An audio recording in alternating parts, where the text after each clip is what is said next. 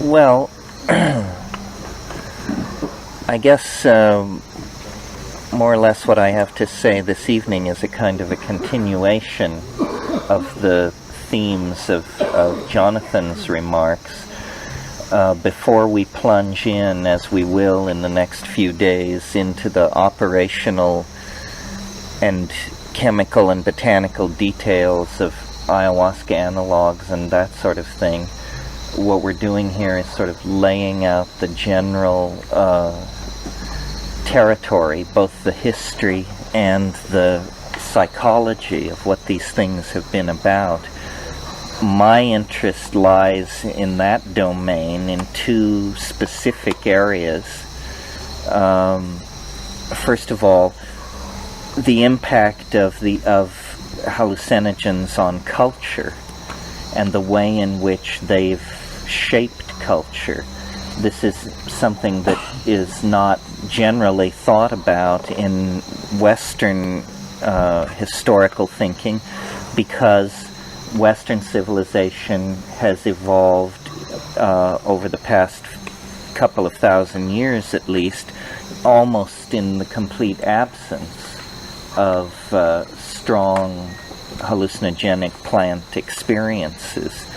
Every culture seems to identify certain intoxicants in its environment, which it then takes to itself and then demonizes all other intoxicants.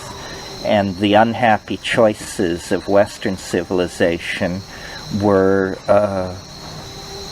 alcohol, first and foremost, and since the conquest, since the discovery of the New World, tobacco and sugar, and since the close of World War II, television. So these kinds of drug choices have tended to narrow and canalize consciousness rather than expand it. And the peculiar narrow-mindedness of Western civilization is almost its hallmark, that an obsession with matter, an obsession with a reductionist methodology that believes that things are best understood by taking them apart and reducing them to their substituent components. These habits of mind that have arisen out of habits of chemical relationship have given Western culture its peculiarly lethal tinge. And I've observed this with puzzlement for my entire adult life. I'm sure you have as well. It seems to me that if we are willing to see hallucinogens from outside a Western value system, to see them as more important, more inimical to the core of the cultural enterprise, the way they're seen in shamanic societies, tribal societies, then there is possibly more of a handle on our human circumstance. So most of what we'll be talking about here is various ways to get high, and then what do you think about it? But a more basic question, or something which should always be kept in mind, is first and foremost the peculiarity of the human situation generally. I mean, how does it happen that of thousands and thousands of animal and plant species on this planet, one particular primate has broken from the pack, as it were, and elaborated an incredibly complicated repertoire of behaviors, technologies, languages, and states of mind that then permit what is essentially an arboreal tropical animal, a primate, to build a globally encompassing civilization based on the instantaneous transfer of information from one point to another. This is an extraordinary phenomenon, perhaps accomplishment, when placed in contrast to the rest of organic nature. The songs of the whales, the pheromones of the insects, the migratory instincts of birds, all of these complex behaviors from the animal world nevertheless have no relationship to what we see as a very typical expression of the human world.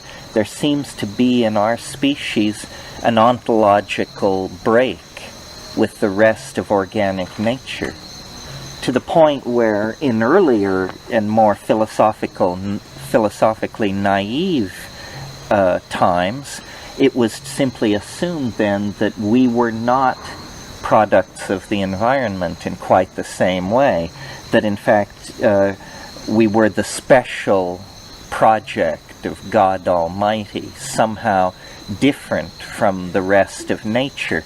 And on the basis of this ontological distinction from the rest of nature, Judeo-Christian monotheism, inflated by Greek science, permitted an attitude toward ourselves and the world that created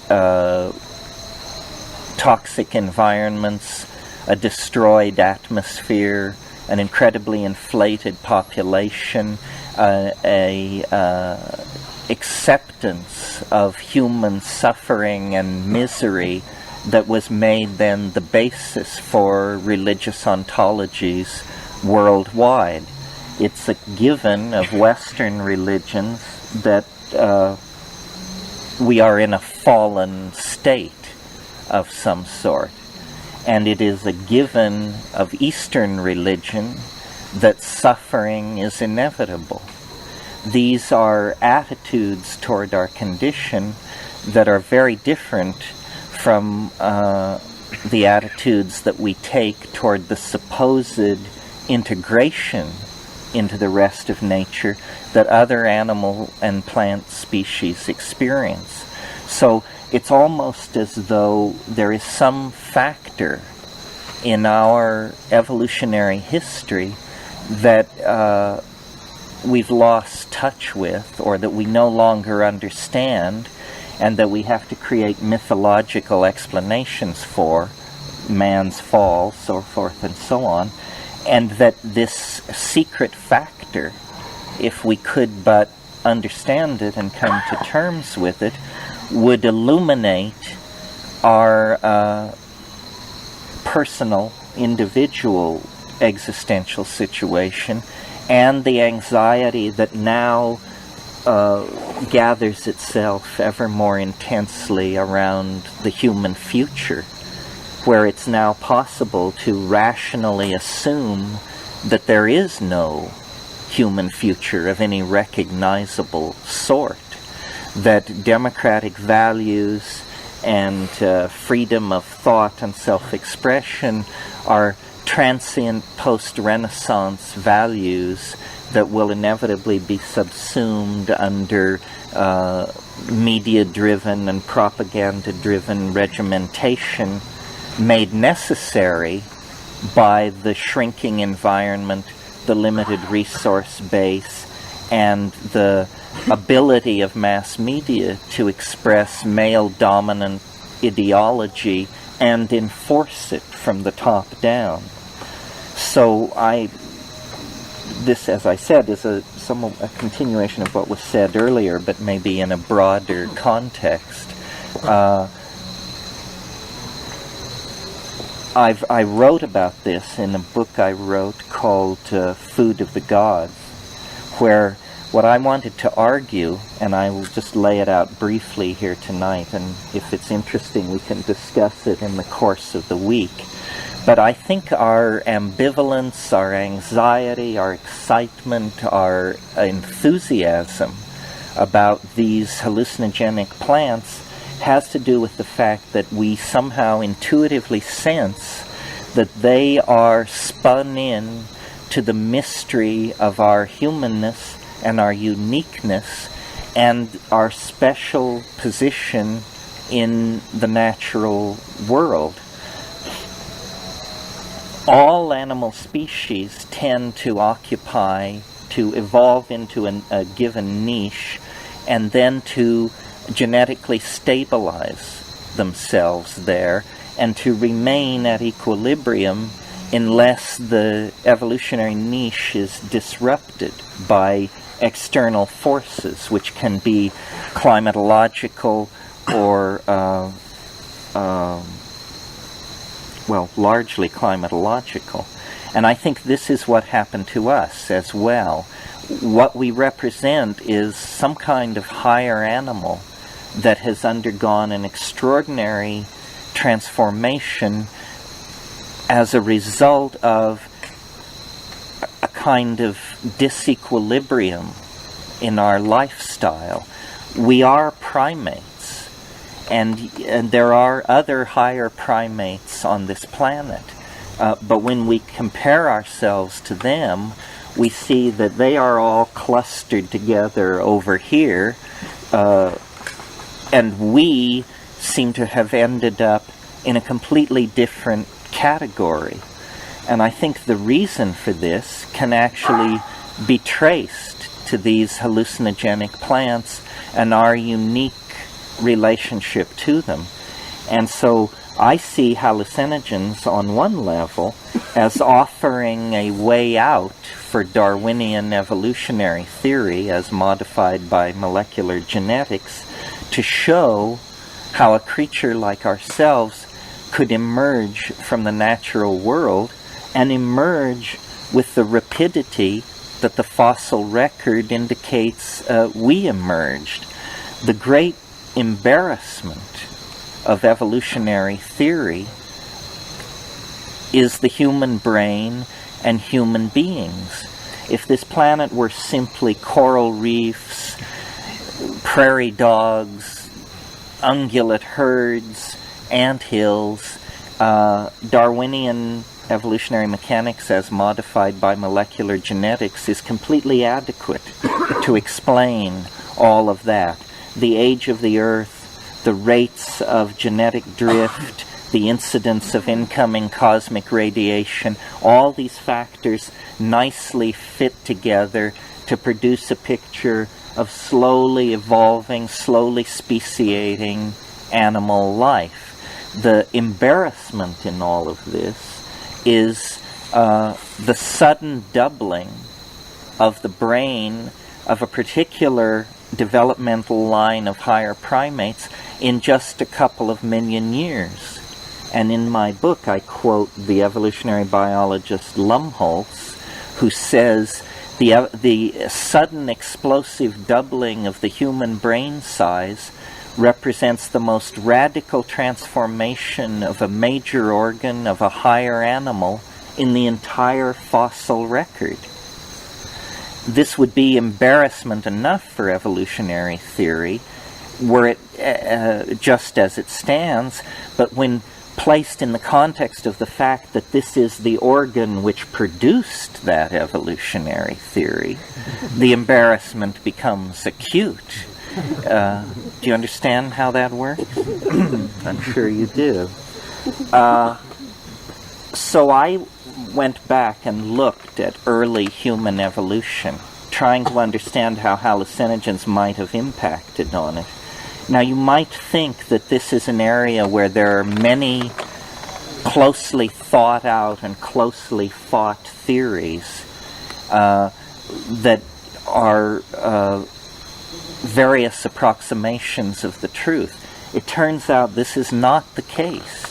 It turns out that if you don't think hallucinogens had an impact on early human evolution, then your choices in terms of explanations for this rapid burst of neural arborization, elaboration of languages and behaviors, etc., are woefully limited, incredibly limited. For example, at the moment, the best competing theory of the non-psychedelic varieties says that the reason we have such an advanced brain structure is because being small and physically rather unimpressive, and yet needing to predate on very large animals, we coordinated the ability to throw objects with great accuracy.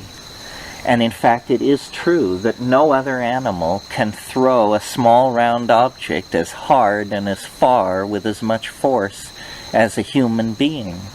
This would make of the big league baseball pitcher the evolutionary paradigm of human perfection.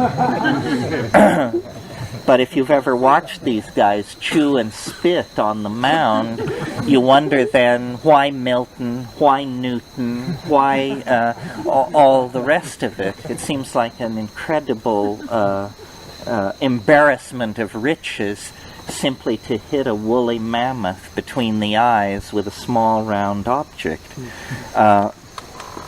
And in fact, I think it's almost a facetious suggestion. The truth is, nobody has a clue. This is the great mystery of evolutionary biology. But it's not so mysterious if we are willing to drop the ordinary Western biases against hallucinogenic plants and try to see how they might have impacted early human evolution. And I'll give you a scenario that I think basically fits the facts of the matter. First of all, without even concentrating on hallucinogens, it's important to notice that all animals tend to specialize their diets. This is especially true of insects, but it's true of most animals, that they have a very selected diet and that they will stick with that. And that often, in the case of insects especially, if the food plant is not present, no adjustment is possible. The behavioral creode is so deep that in the absence of the correct food plant, the only thing that can happen is that the animal dies. Looking at this, evolutionary biologists have assumed that this is a strategy to hold down exposure to mutagenic influence in the environment.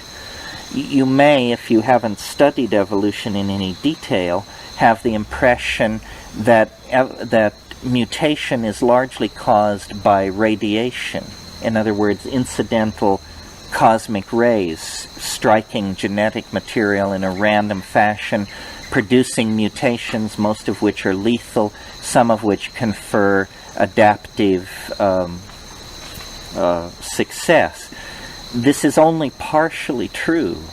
A truer way of describing what's going on is to say that stress causes mutation, and that incidental cosmic radiation is only one kind of stress.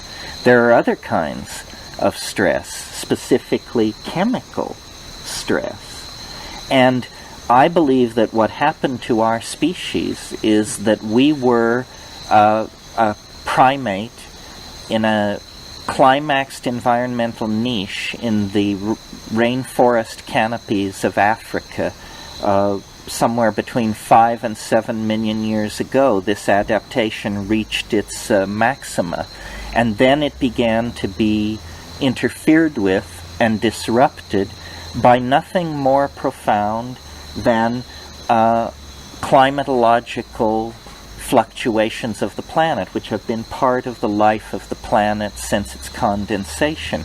In this case, a tendency toward increased dryness, that though it began several million years ago, persists right up to the present moment. This is the cause complicated by human factors, of the spreading of the Sahara Desert, and many of the sub-Saharan famines are in fact simply that the desert continues to spill over its margins and to spread itself. The earth, even 50,000 years ago, was a much greener, wetter place from Morocco across to Manchuria, the very area of the planet which becomes the theater for human emergence. Well, higher animals are not as canalized in their behavior as insects, for example, so that when an animal like a primate comes under dietary pressure, rather than just lying down and dying, a new behavior is instead coaxed out of this crisis. And the behavior is a tendency toward a broadening of dietary tastes. In other words, a tendency toward becoming omnivorous. And this is one of the characteristics of human beings that is so remarkable, that we accept hundreds of items as food. We even accept variety itself as a positive value in the process of relating to food. We all know that, Western civilization in its quest for spices transformed itself in the later Middle Ages. This tendency toward a broadened diet, the natural consequence of that is a much greater exposure to mutagenic influence compacted into a shorter period of time than would be the normal course of animal evolution. And around the time that we began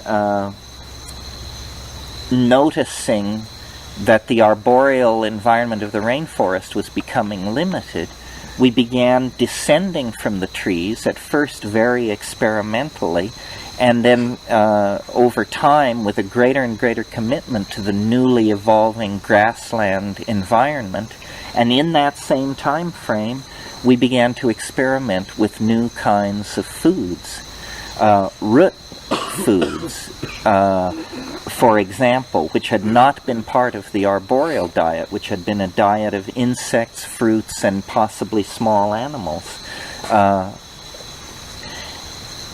Now, roots are a place where many, many higher plants sequester so-called secondary and tertiary compounds. A spectacular example that makes the point, I think, is, as you probably know, birth control pills like orthonovum are made from Dioscorea vines. In fact, these Dioscorea vines are grown on plantations in Mexico, huge plantations. But Dioscorea is the same family that contains sweet potatoes and yams, which in the tropics are a major food source for many human populations in Africa and Polynesia.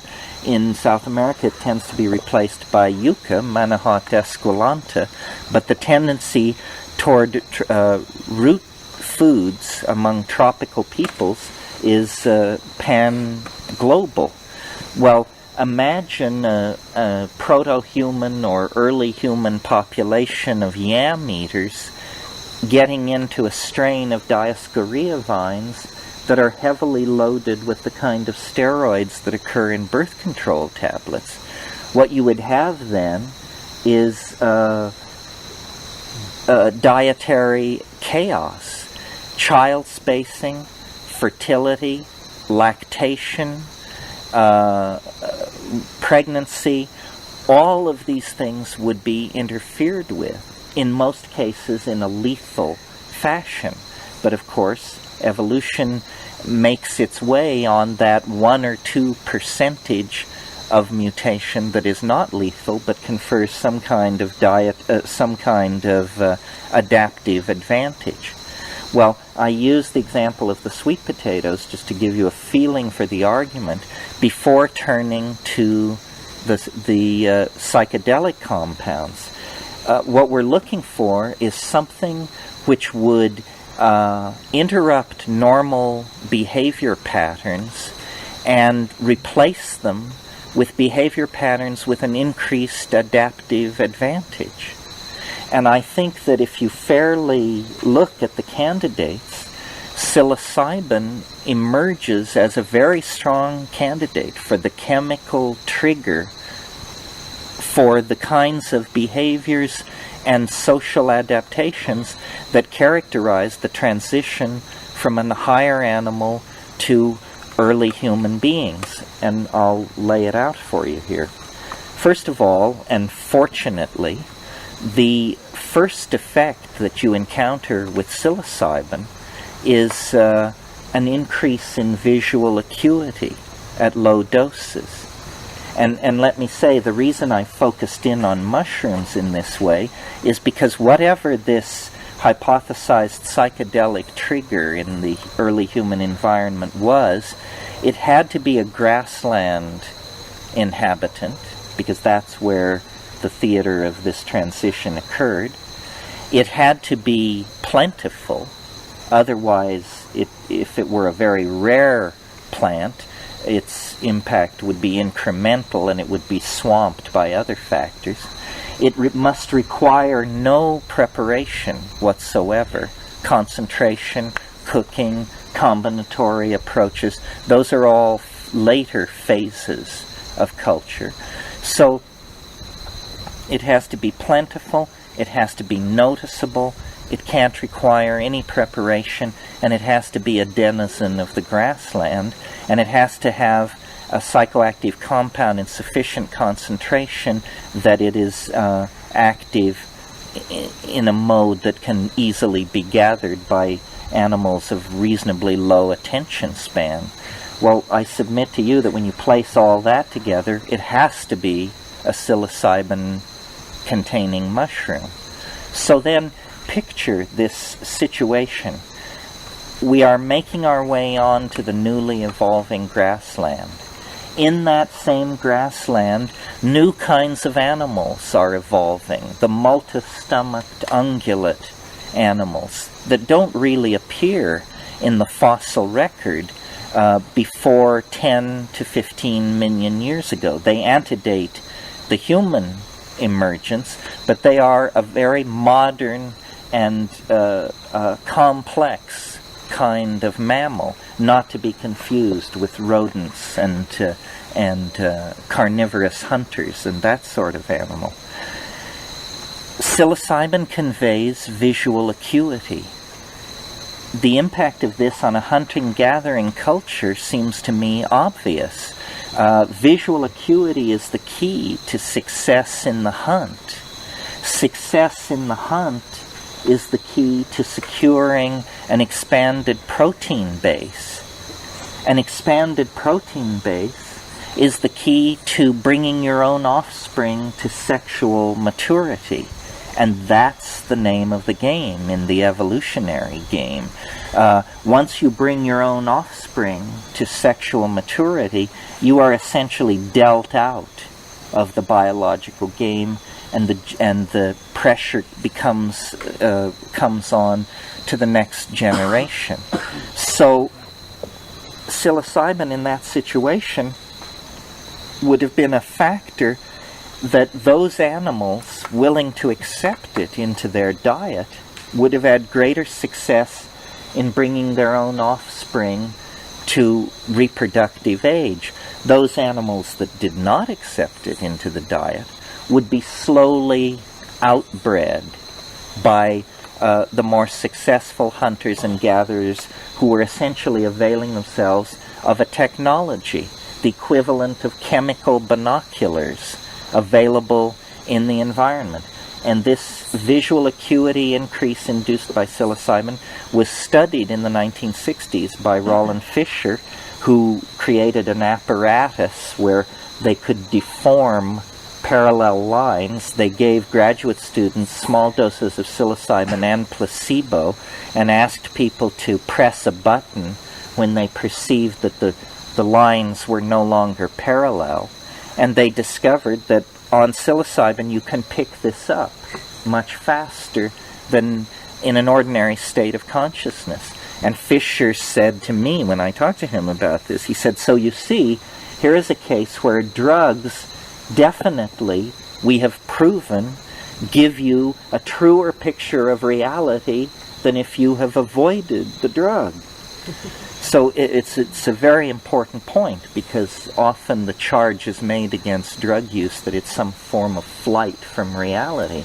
Well, it turns out in this particular case it brought reality literally into sharper focus. So that is the first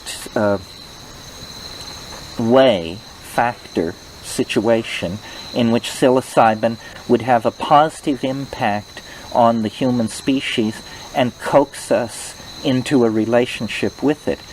And I'm talking here of doses of maybe 3 to 5 milligrams. These are doses that one would expect a foraging animal to unconsciously imbibe, just in the course of eating things in the environment. This level of psilocybin might ebb and flow, even in an animal that had made no conscious decision to eat mushrooms.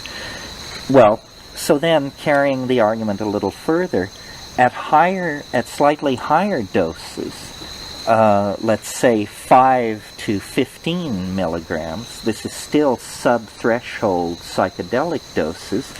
Psilocybin, like many CNS stimulants, central nervous system stimulants, has the effect of creating arousal, which means two things. It means restlessness, an inability to sit still, a projection of attention into the environment, and in the male, erection, arousal, straightforwardly, especially in highly sexed animals like primates. This would be a factor. So place this fact in concert with what I said earlier about increased food gathering ability, and you have an aphrodisiac combination. I mean, there's no combination for the promotion of sexual activity like a full belly and sexual arousal. So it becomes a second factor promoting the outbreeding of the non-psilocybin using members of the tribe. They are simply having what primatologists call a lesser incidence of successful copulation. And this is, of course, the name of the evolutionary game. The more copulations, the more inseminations, the more pregnancies, the more individuals that are born who may grow to maturity. So it was a second factor tending to outbreed the non-psilocybin using members of the population. Now, at higher doses, above 15 milligrams, hunting becomes unthinkable, and even sexual activity becomes a fairly remote possibility, because you're just basically nailed to the ground around the campfire, or if you haven't discovered fire yet, you're just simply nailed to the ground, and you are then swept away in this boundary-dissolving experience, which we call the psychedelic experience, and which we, with our space shuttles and long-base interferometry and DNA sequencing and so forth and so on, are still in awe of. We don't have a clue as to, what the real epistemic implications of the psychedelic experience are at high doses, and I'm sure they didn't either. And the natural response to this overwhelming transformation of the perceptual pleroma is awe, wonder, amazement. And the institutionalization of awe and amazement is the basis for religion, ritual, and a sense of the indwelling of the holy. Also, and again, psilocybin is unique in this sense, or in my experience. I mean, I suppose it happens on other things, but psilocybin is fairly reliable. It induces glossolalia. It induces spontaneous language like activity, bursts of vocalization. And I would submit that probably glossolalia is far older than what we call language, that the notion of attaching meaning to small mouth noises is a fairly late adumbration of the small mouth noise activity that human beings love to engage in. And it is language, I think, beyond a shadow of a doubt, that is the behavior, and notice that it is a behavior. A person sitting next to you on the bus who is mute does not betray this handicap until you try to engage them in conversation. Language is a behavior, but it's the behavior which carries us way, way out of the realm of other animal activities. I mean, the songs of whales and the chirping of dolphins and the pheromones of termites aside, it is nothing like the linguistic activities of human beings, which we have adumbrated to the point where we even create symbolic notational systems, writing, hieroglyphs, rebus writing, such as we'll see up at the ruin. It's our relationship to language and our ability essentially to unite ourselves with each other telepathically through the downloading of internal states into small mouth noises with a shared symbolic interpretation that we then reconstruct when we hear each other's small mouth noises, that has allowed us to create a global civilization. And some commentators think that language may be no more than 35,000 to 40,000 years old. That makes it only 4 times older than the wheel. That means that, it's as artificial as any other technology. There is another school of thought that holds that language goes back much further, but no one claims that it goes back further than 1 million years, in which case, it is a product of the last geological instant. So, so to sum up this part and then draw the conclusion, I think that one hope for the legitimizing of the psychedelic experience, and one hope for placing it in a new context that will not see it as marginal, escapist, maladaptive, and somehow perverse, is to argue that without this in our past, humanness itself would not have emerged from animal organization. And here's the deal then, in the way in which it has implication for our modern dilemma.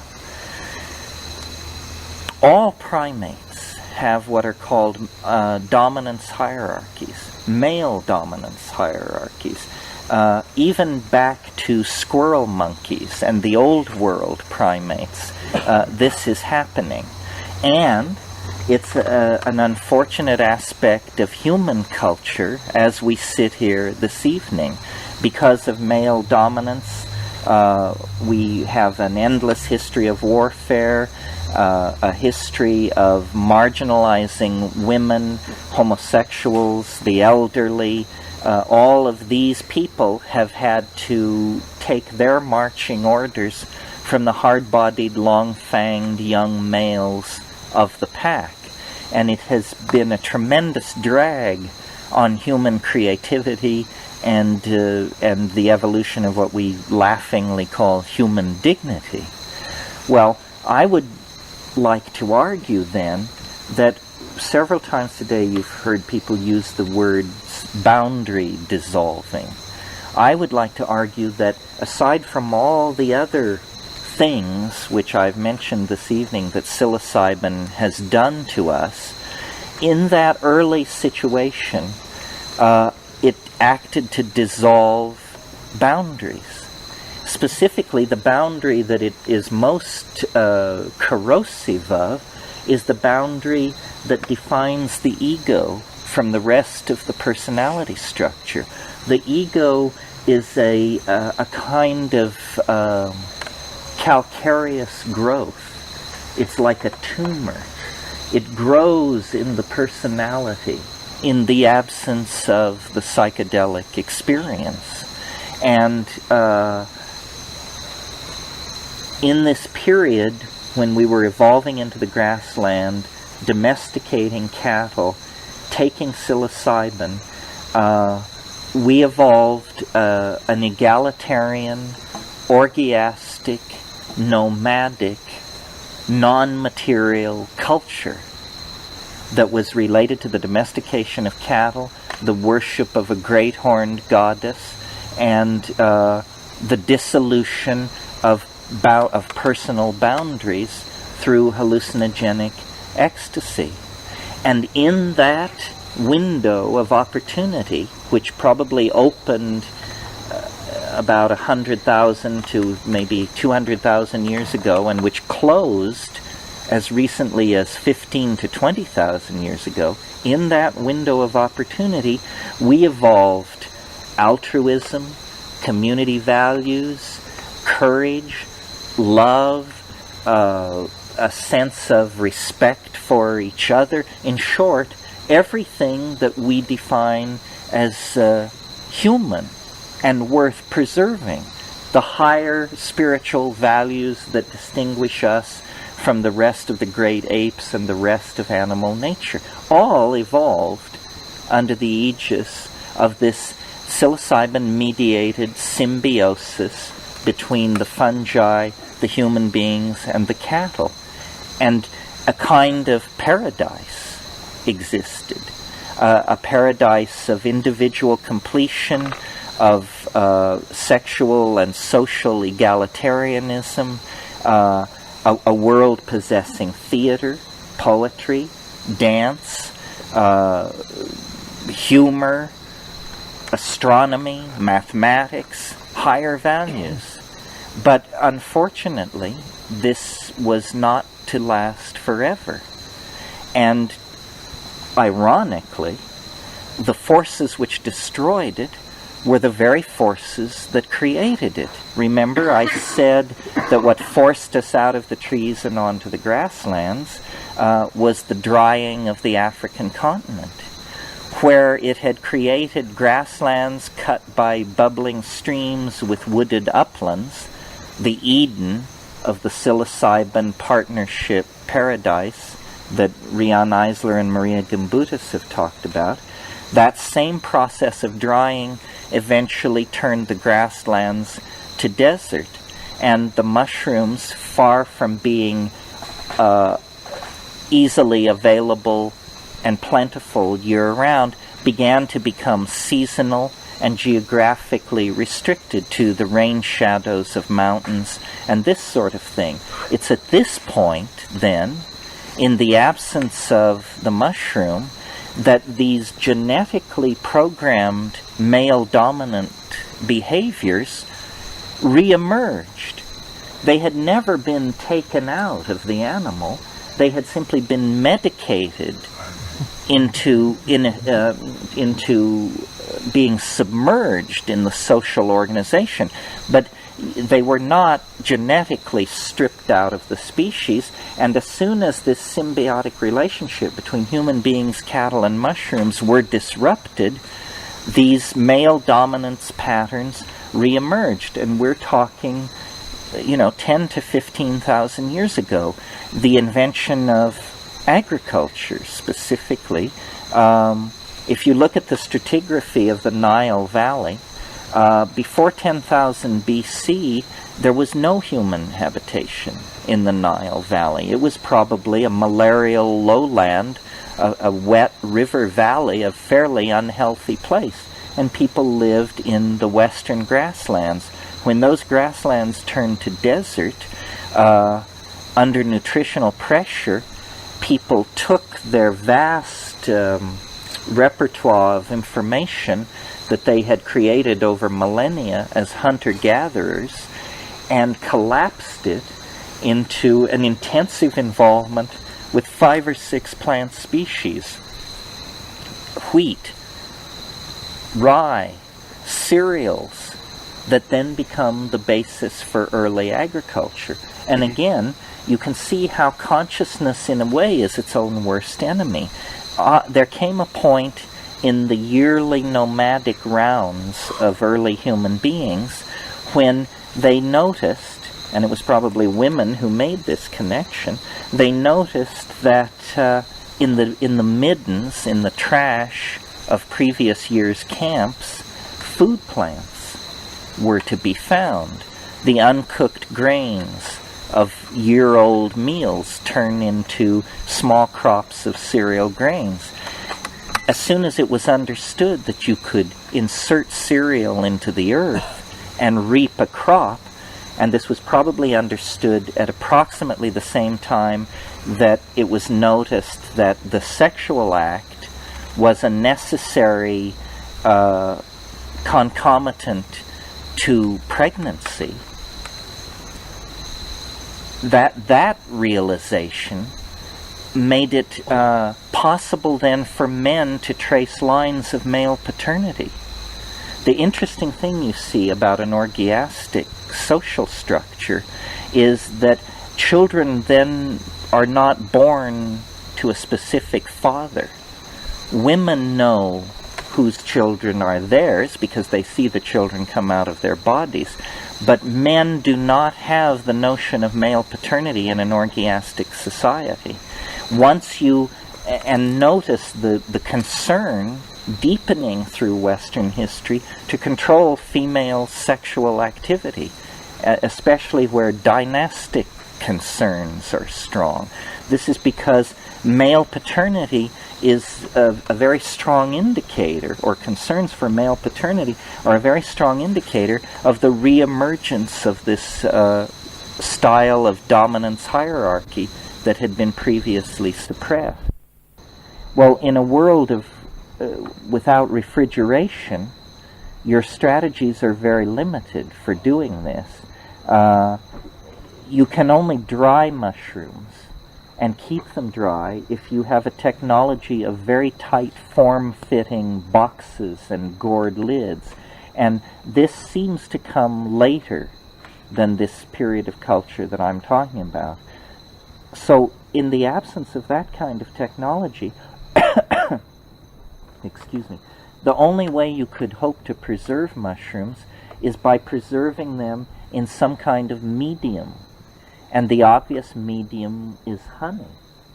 And to this day, in third world countries, mushrooms are often preserved in honey. The problem with this is that honey itself has the potential to transmute itself chemically into a psychoactive substance, into mead. Honey ferments, especially the watery honeys of Aboriginal people, which are not like the super thick honey that you get at the A&P. These watery honeys would tend to transmute themselves into primitive alcohol. And alcohol, like psilocybin, has a whole set of cultural traits which it suppresses and enhances, but different cultural traits. The cultural traits accentuated by alcohol are specifically two. It gives you an enhanced and false sense of verbal accomplishment, at the same time that it lowers sensitivity to social cueing. You can see this at work in any singles bar on a busy Friday night. I mean, guys who would normally have enough sense to keep their mouths shut and their head down are pushing hard on women and ignoring social cues such as get lost. So the alcohol had a tendency to accentuate this male dominance tendency. And very suddenly, 15 to 10,000 years ago, a huge new set of social behaviors and institutions flower into existence. Agriculture, the end, agriculture means the end of nomadism, because agriculture, especially in its early phase, was such a successful strategy for producing food that you produce immense surpluses. Well, then you can't take it with you. So instead you build a grain tower, such as at Jericho, the oldest building in the world, 11,000 years ago, the grain tower at Jericho. Agriculture promotes surpluses, it promotes sedentary living. Following quickly on the heels of that is role specialization, male kingship, urbanization, standing armies, slavery, and when you've got all that in place, you have all the building blocks necessary to build the kind of maladaptive and neurotic civilizations of which we are the unhappy inheritors. All you need to toss into that mix is a phonetic alphabet, and you're off and running toward the differential calculus and the atom bomb. And this is, in fact, I think, what happened. We, the inheritors of global civilization, are like the children of a dysfunctional family. Something was taken from us in our infancy, 10 to 15,000 years ago. We are the victims of a kind of abuse. And one of the, we've talked of many unique behaviors of human beings here. Also to be put in that category is our obsession with drugs and our ability to addict to all kinds of drugs and also to all kinds of behaviors.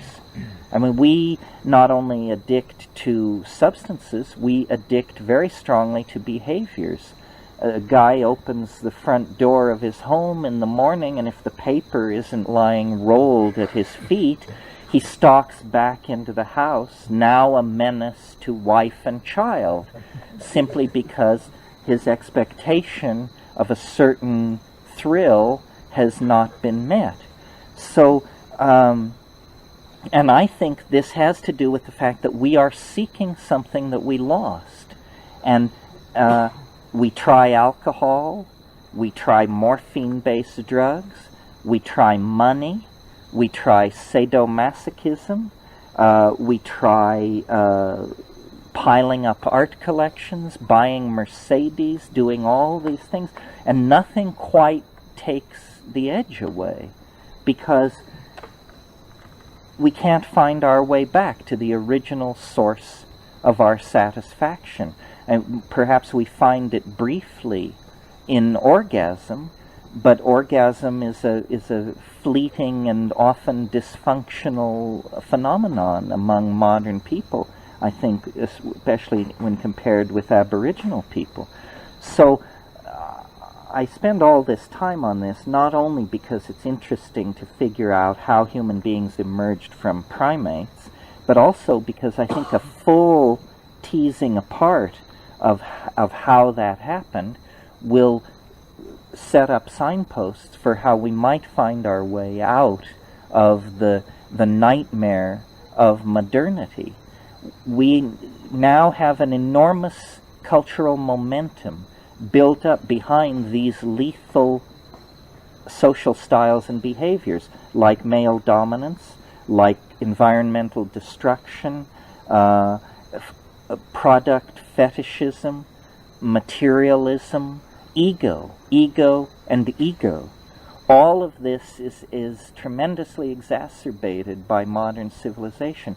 And if we had 1,000 years to work this out, we might be able to save ourselves from Armageddon without recourse to the original sacraments and the original chemical symbiosis. But given that we probably have 40 or 50 years, I think we need to think about the role these things played in early human development. I'm not the first person to put this together. I mean, I've done it in high detail and with psilocybin, but 20 years ago, in a book called The Ghost in the Machine, Arthur Koestler observed that we human beings, he didn't single out the males, but we human beings are hardwired for murder. That's what we do best, is bash each other's brains out. And that was fine for the Middle Stone Age, but it's entirely inappropriate in a global society. And he suggested pharmacological intervention. I mean, he was thinking in terms of some kind of tranquilizer or something like that. I think we need to genuflect a little more deeply to the heights of human nature as well as to the depths. And I think it is very interesting that in 1953, the Watsons, exploring one of the last unexplored or very little contacted areas of the New World, came upon what they called the mushroom religion or the mushroom sacrament, but what in fact, operationally, was the body of Eros, sleeping since, metaphorically, the fall of Atlantis, sleeping there in the Mexican highlands. They brought it back to modern civilization, and now groups like this, small groups of people, individuals taking psilocybin, anthropologists who in the last 100 years have brought the news of the use of plant hallucinogens in many Aboriginal cultures, all of this data, information, technology, and plants, fungi, arriving on the plate of Western civilization at the same time. And, as H.G. Wells said, history, and he meant Western history, is a race between education and catastrophe. It's going to be a photo finish, folks. And my interest in this field is because this is the only, and by this I mean the hallucinogenic plants, are the only factor I've ever seen that would turn an individual around in about 6.5 hours from being, a jerk to being someone who at least had the concept that it would be nice to be a decent human being. And it's a mass turning of that sort is probably the only thing which will save us from the cultural juggernaut that we have set in motion over the past couple of thousand years. So that's all I really have to say about that. It's just an argument for the importance of psychedelics that tries to transcend the personal, tries to lift it above the level of a human rights issue, and to say, the very basis of humanness lies in these things, and the very basis for human hope lies in their rediscovery and their reassimilation into the human experience. I don't expect us to start herding our cattle across the plains of Africa again. That's gone forever. But there must be ways that we can overcome our obsession with male dominance, monotheism, sexual exclusivity, product fetishism, so forth and so on. And I think the way through is to let the mushrooms speak through us of the agenda of the Gaian mind, because that's what it was. That's what the mushroom message was in prehistory. It was a message of Gaian accommodation that allowed poetry, theater, humor, mathematics, human hope, human fear and disappointment to coexist with the larger concerns of the rest of the living earth in a relationship of dynamic respect rather than a relationship of plunder and mass destruction, which has characterized the monotheistic, monogamistic, scientific, phonetic alphabet-driven, dysfunctional civilizations that arose once the connection with the mushroom was broken.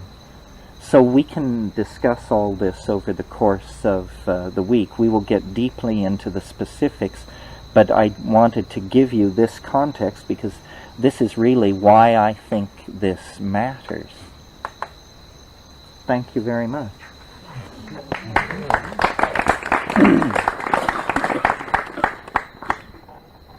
Like in your program, Time Wave Zero, we don't even have that long. We have about 30, we have, 30 years, right? More like 18 years. 18. So is it possible perhaps that psilocybin is making its rightful appearance according to a plan? You know, that it wasn't discovered by accident, but that it's here to catalyze the millennium? It could well be. I mean, it could well be. I mean, it's horrifying that it waited so long. I would like it to have, too bad it didn't get rolling in 1500. But, what do I know? Maybe it loves a photo finish. But yes, I mean, I made reference to this, that news of all of these hallucinogenic plants. Jonathan mentioned today that mescaline was characterized in the 1890s. It has only been 100 years. Mescaline was characterized in the 1890s. It was the only hallucinogen until the 1920s, when in Germany there was a little bit of work with the beta-carbolines. Then that was all closed down by World War II. Hoffman discovered LSD the same weekend as the Warsaw Ghetto Uprising, but it had no impact on science or psychiatry until the early 50s. Psilocybin was discovered in 53, characterized in 56, and everything was made illegal in 66. So the idea that Western science has somehow fully investigated these compounds and concluded that they're irrelevant or pernicious or something like that is just nonsense. This news coming out of ethnography and anthropology is very new news, and we need to get fully alerted to the fact and begin to try and figure out, what is the real relationship of these compounds to the human experience. I think one reason science is so queasy about all this is because science has spent the last 500 years exercising the idea of spirit out of matter. Spirit, the human soul, all of that, it has been progressively limited and chased down until finally, behaviorists, positivists, tell us there is no such thing. They say mind is an iridescence on metabolism, free will is an illusion, and human beings are behaviorally driven machines. Well, that kind of cheerful horseshit will just not stand in the light of the psychedelic experience. So they are very reluctant to get into this. It's one thing for anthropologists to bring back the word that shamans find lost objects, cure diseases, and can tell who's sleeping with who. It's just dismissed as, these wily shamans. They're masters of sleight of hand, essentially presented as cheap magicians. But in fact, anybody who spends field time with these people knows that natural law doesn't seem to have nearly the force that it's assumed to have by positivist reductionists. So I think science itself is in a situation of potential invalidation and compromise if it will fairly explore these things. So it's a great watershed and crisis for the Western mind. Science, the uncritical practice of science and technology, is what brought us to this mess. And the male ego is very anxious around the issue of boundary dissolution and surrender to forces larger than itself. So that's why I think, people who think these drugs are going to be legalized simply by making a cheerful case that they are metabolically benign or something like that, do not understand the depth of the issue here. The issue is not whether they're metabolically benign. The issue is whether or not they cast doubt on the most fundamental assumptions of Western civilization, which are, the preeminence of reason, the sanctity of the ego, the primacy of matter. I don't think these ideas can survive a full confrontation with the psychedelic experience. So it's an incredibly charged issue. I would say that they absolutely can't survive because they shattered all of... See, I was once a very concrete rationalist. I had no place in me for spiritualism because I was a college-educated Western citizen, and all of that stuff didn't exist in the light of reason and the scientific method. And one experience with LSD shattered all of that. It made me reevaluate from the very beginning the existence of spirituality in my life. Yeah, that's my story exactly. I mean, I was raised Catholic, escaped through that to Albert Camus, Jean-Paul Sartre, Merleau-Ponty, Husserl, Heidegger, positivism, phenomenology, and then, came DMT, and I just realized, that the entire enterprise of Western civilization is just whistling past the graveyard. It's an infantile enterprise, and it produces infantile institutions and infantile people. All of its institutions are preposterous and toxic and absurd. I mean, culture is not your friend. It is not your friend. Western culture denies the existence of half of the mind, I think. It completely denigrates intuitive perception.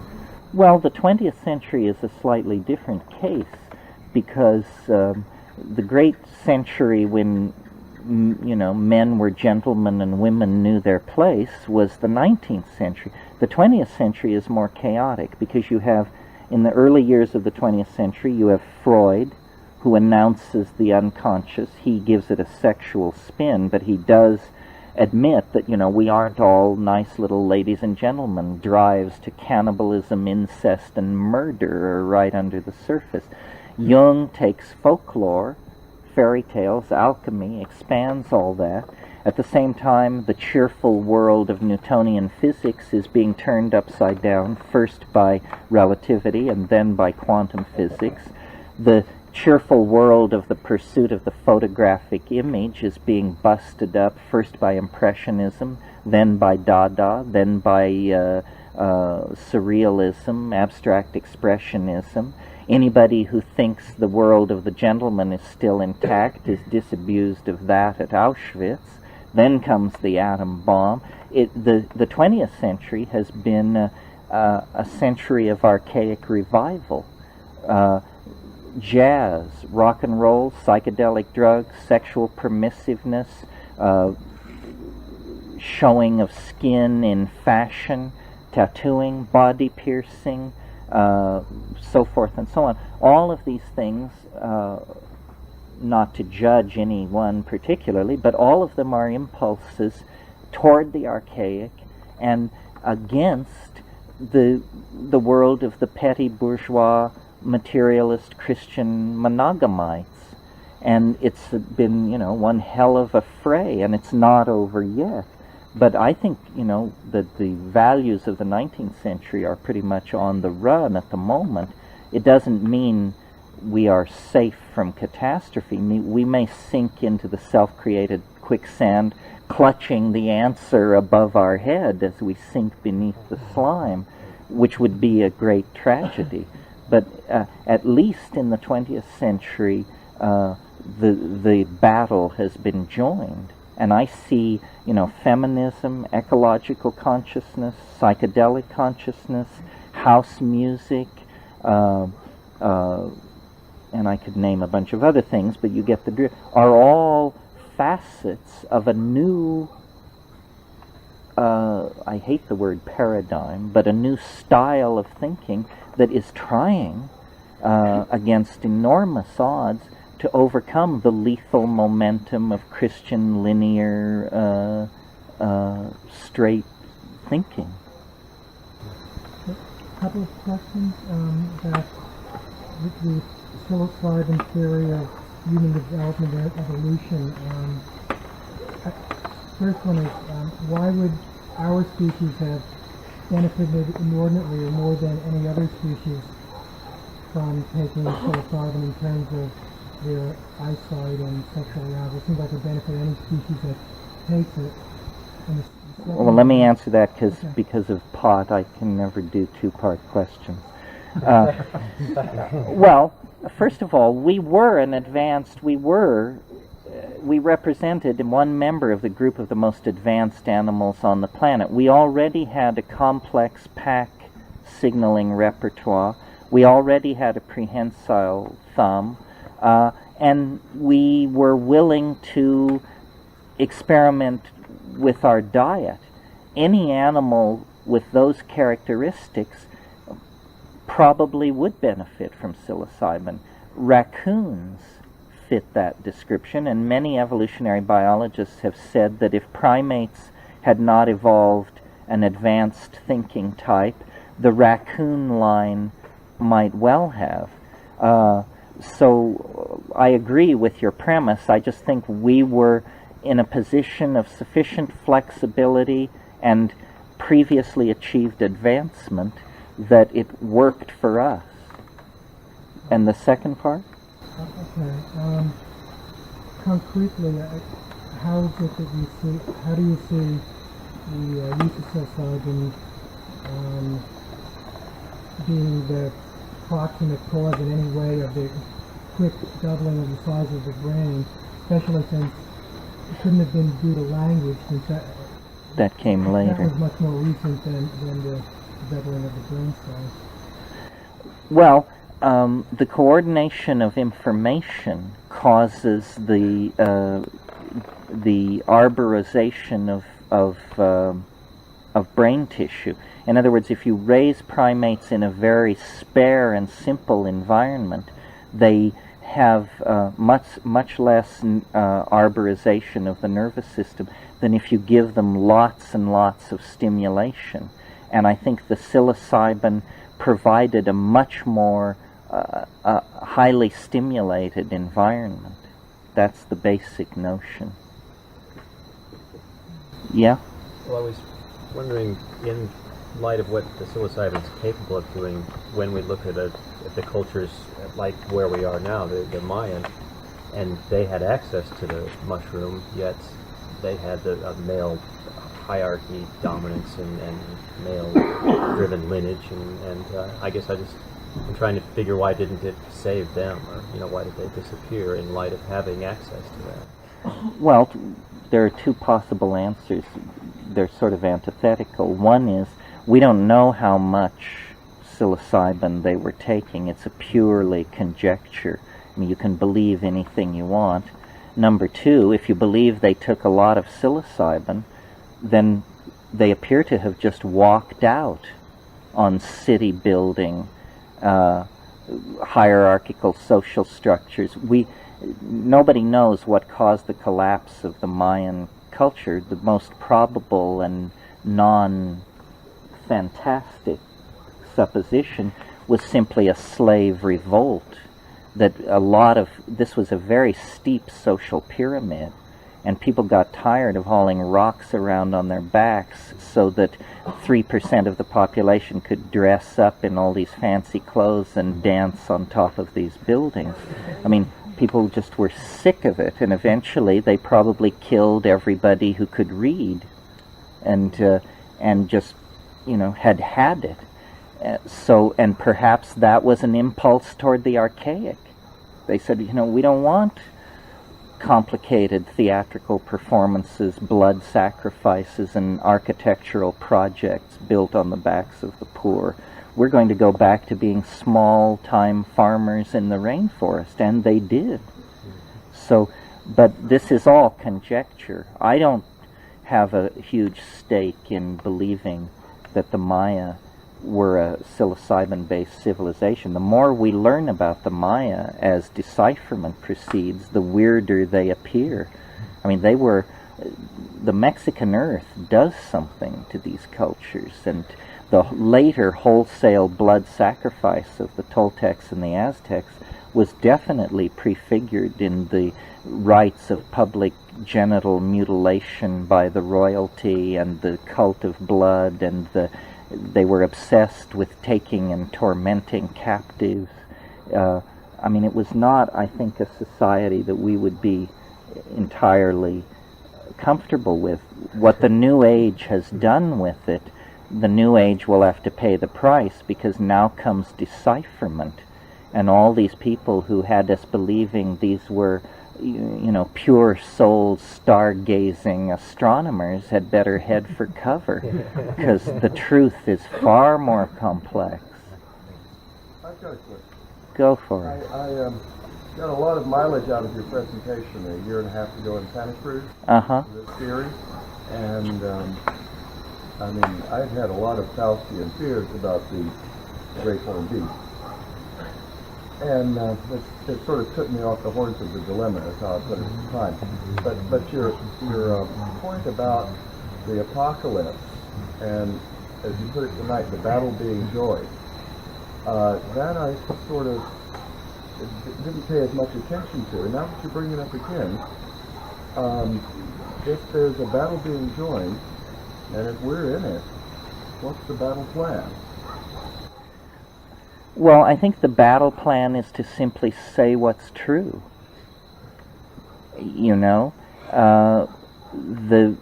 This whole issue of the chemical alteration of consciousness, the other side has had it all their way.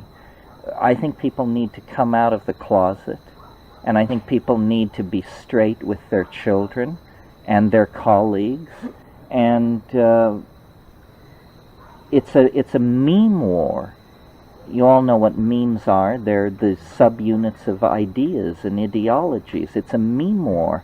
And if the meme that drugs are perverse, distorted, and lead to a life of ruin is allowed to triumph, then this whole option will go by the wayside. If, on the other hand, drugs put you in touch with your authentic humanness, are a doorway into the Gaian mind, and strip away the false structures of the ego, then that's a different meme. And so it comes down to education and debate and authentication of these various points of view through your own experience. I mean, you should take psilocybin in large amounts and decide whether you think A is the right point of view or B is the right point of view, or come up with your own point of view. I've said many times, and I'll say it now, and then the last thing I'll say and go to bed. It's somewhat like sexuality. Sexuality is scripted into your existence. Very few of us can go from birth to the grave without having some kind of encounter with sexuality that we have to sort out. The psychedelic experience is also scripted into your physiology and your psychology, but unlike sex, there isn't this enormous hormonal piston pushing you inevitably toward it. Rather, you have to choose it. You have to find out about it and explore it. But it is your physiological birthright. As much as your right to have an orgasm, you have a right to have a psychedelic hierophany. And when I think of the millions of people in all times and places who've gone to the grave without ever having the inkling of the psychedelic experience, those people were infantile. They were victims of neoteny. They never actually unfolded the full toolkit of what it means to be a human being. So that's that. Anyway, we'll talk more about all of this, but thank you very much.